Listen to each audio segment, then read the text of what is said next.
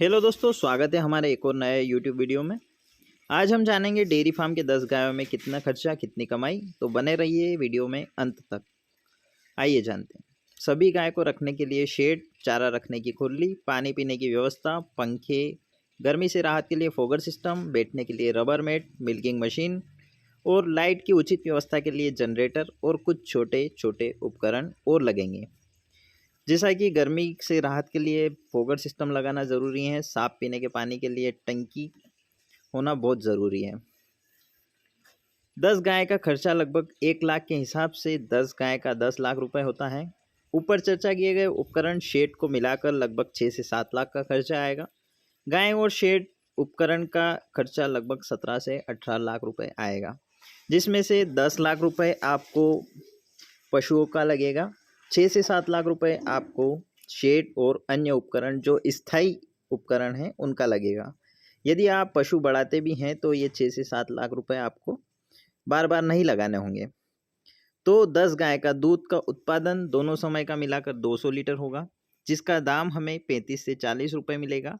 ये समय के हिसाब से बदलते रहते हैं, यह मौसम के हिसाब से भी बदलते हैं। प्राइस कुछ ऊपर नीचे हो सकते हैं।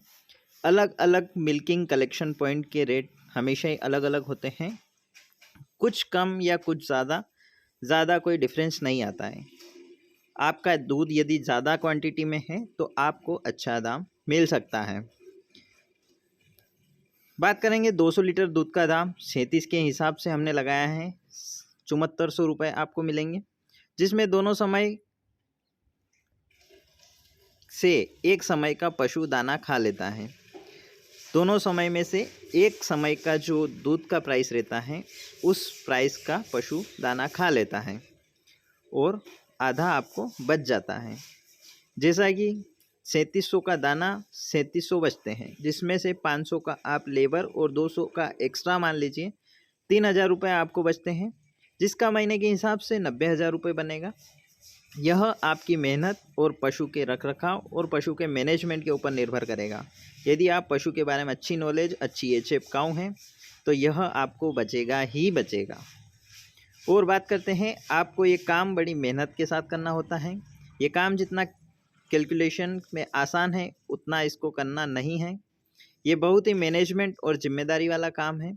इसमें पशु बीमार भी होते हैं, कुछ पशु एक्सपायर भी हो जाते हैं। मेरी आपसे यही राय है कि पशु का आप इंश्योरेंस ज़रूर करवाएं।